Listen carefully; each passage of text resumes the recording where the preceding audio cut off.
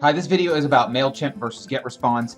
In this video, I'm going to tell you about a really big consideration that a lot of people don't think about for their email marketing solutions, and that really makes a big difference between how effective you can be.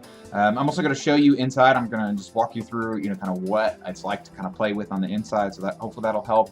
I'm also going to tell you which email software I think is the best.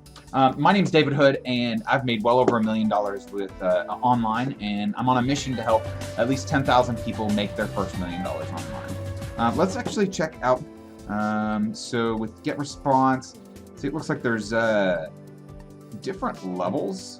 You definitely want the autoresponders. The webinars are okay. I mean, that's actually really useful for marketing. But I don't know if you need it. There might be a better webinar marketing platform. So if you already have one that you like, it's really not a big difference when you see the list size, 5,000 people. It's only $5 for the Pro, so it's probably worth it. Oh, you can't get the Pro at anything lower than that. That's part of what it is. So once your list gets to a certain size, you might as well upgrade to here. So we'll use 5,000 as actually, let's go back to 1,000, but you can get it as low as $15 a month for 1,000 people. It's pretty low, I think. With MailChimp, they give you this, but I don't really like that. There's a better calculator down here. So let's actually do 1,000. So 0 to 2, it's free. You get a limited amount of emails. It's actually pretty low. But let's say down here, if you're paying, it's $15 a month, so it's right around the same amount. Let's try 5,000. So $50 a month. Again, it's very, very similar pricing. GetResponse is known for being pretty inexpensive and generally having more features. So let's see what it's like to actually use it. I've played around with both of them. I have more experience with MailChimp in the past. So let's take a look at lists.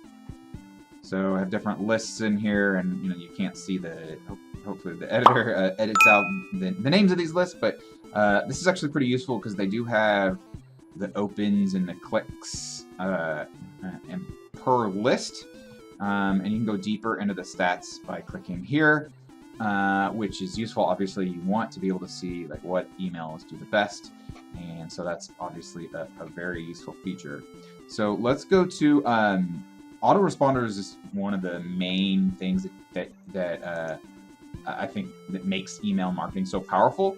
And so we're going to go into an autoresponder sequence here. Now we've got several of these right here, and in order to add an email, I click add an email here. If I want to edit an email, I want to go here. So let's actually go ahead and click add an email and see how the process goes. Okay, so it lists this out, and we're going to do design email. All right, so we're just going to name it there. Email test subject. Let's see, preview text, and next. I'm not a big fan of their design process. We're just going to pick a random theme here. Let's do basic. I pretty much always want the simplest one possible. And we'll just do text. This takes a long time. There's a better way to do this, I think, and I'm going to show you in this video what I think is a better way. But let's say we're happy with our email, and we're going to do save and continue. Okay, so it's right there. So if I wanted to edit a different email, let's see, 1 day after subscriber sent previous email, then that is going to be the email. I'm actually going to delete this email. That wasn't bad, and it does give open rate for the specific autoresponders, and so you can see how good each one is doing, and maybe edit the ones that are doing poorly, or try to pull out the features that you need. Let's see what it's like to just do save and exit. We're going to go to dashboard. Actually, I think we're going to go to.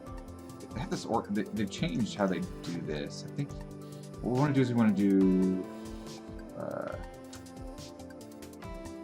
We want to create a form. Okay, sign up forms.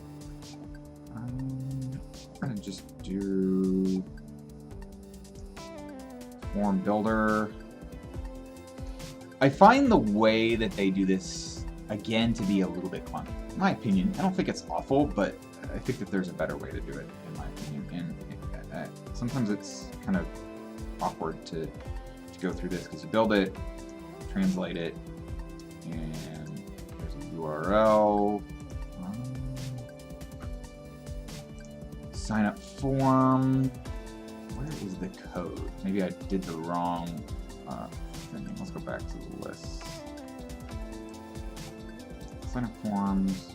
We want like an embedded form, so we want kind of just a code.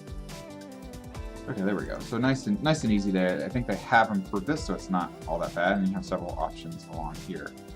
Now, one important thing is to do a delivery of like a lead magnet. So you offer up like something for someone to sign up for your list.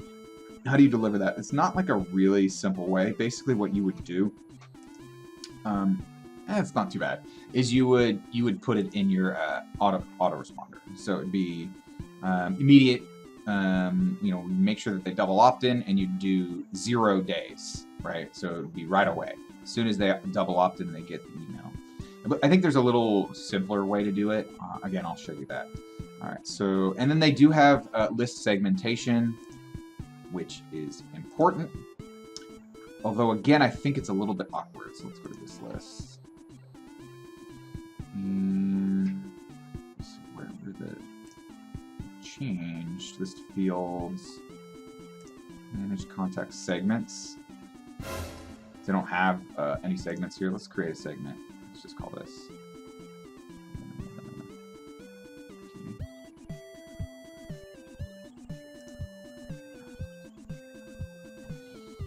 Get to, yeah, I think. Let's do this. First segment. A little bit awkward. Okay, I saved it. Segments. And then groups as well. Let's create a segment.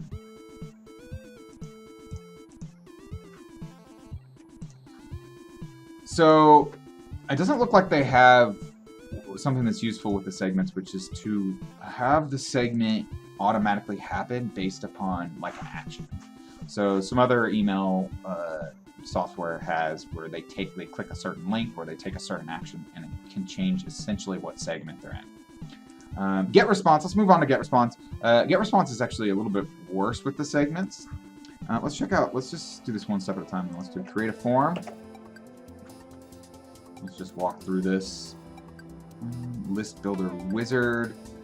I like that there is this plain HTML. I personally prefer not to do the fancy things. I think that just doing nice and simple is pretty useful. And you can also, a lot of times, you want the plain HTML, and then you have like, let's say like a pop-up plugin for WordPress. You're just going to put that in anyways, and it's going to put on its formatting. So you don't necessarily need these kinds of things. This can be helpful as well. That was a little bit, I felt like that was a little cleaner and simpler. Let's actually choose one of these. Oh, I like that. I like it when they have a little fun. Okay, so I like this a little bit more. I don't like the kind of stepwise process that's in a lot of the MailChimp where you have to click through to a bunch of things. I prefer just kind of like one screen where you edit it. So let's say the form's a little bit of an edge to GetResponse. Create newsletter, that's like one-time email. Everything should do that. Create landing page, that's actually, it's sort of like create a form. I don't think it's very useful personally, because I'd rather just have a form and then edit the page, you know, make sure that page has it in there. Okay, so create an autoresponder. Let's check that out. This is super important. Test to autoresponder name. Okay, we're gonna choose a message. I've already got a test message in there.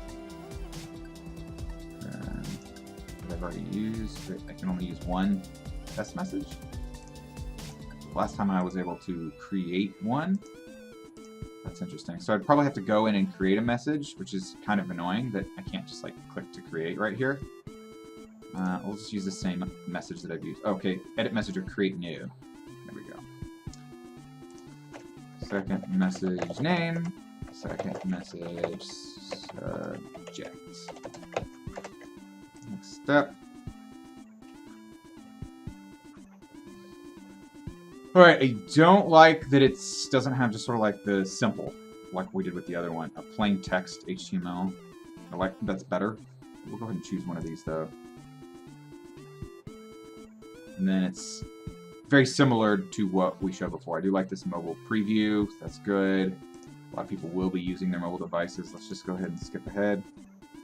Still, I think it's a little bit clunky. Let's do save and publish. Yes. I'm the only one on the list. Okay. So, send immediately any day of the week. 1 day after signing up. Alright, so if I want to edit one of these, I would click on this. That's okay. Now, they don't do segmentation. So I think you go into contacts and me. There's not really a way to be like, okay, well, you know, these for this website, we got all these people, but let's separate customers from prospects. Okay, I don't think I think you have to create a separate list for that. You have to move them from one list to the other. Maybe their automation can do that. They do have this automation, which is actually pretty cool, but I think it's a little bit it's more complicated. But I think it allows for a lot of power. GetResponse is one of the most powerful email marketing solutions. So, you know, there's a lot that you could do here. And if you really want to geek out with email marketing, then GetResponse might actually be for you.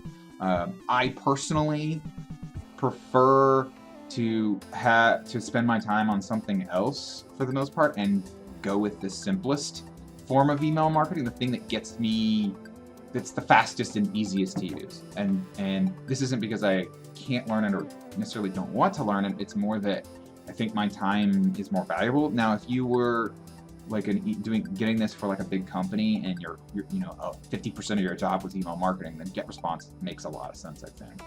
But if you're like a blogger or someone who makes YouTube videos or someone who does kind of like wears a lot of hats in your business, then I actually don't prefer either MailChimp or GetResponse.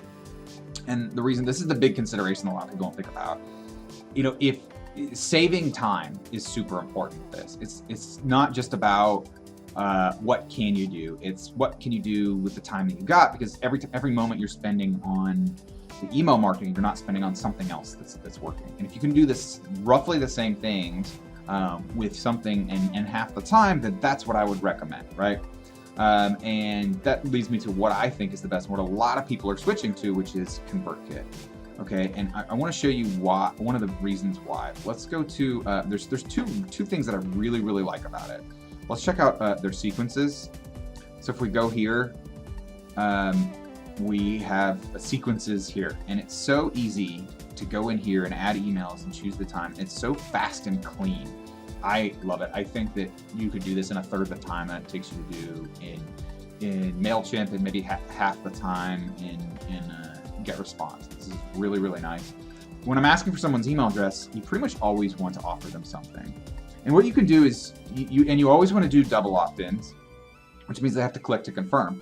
What's great is that they have this so simple thing over here to click to confirm, where you've offered them something, and when they click on it, it acts as the double opt-in. Okay, and they do have some pretty powerful features as well. So they don't really do lists. It's more just like you have subscribers and then you segment them all with tags, which is fine, which is basically like segmentations. And then they have a little bit more simpler automation. I encourage you to check it out. Let me know which email marketing software you use, or if there's any of these three that I've mentioned in here, if you like them a lot, or you don't like them a lot, or what do you not specifically like, please comment below. If you found this video to be helpful, please like it and subscribe to my channel. And thanks for watching, and have a great day. Bye.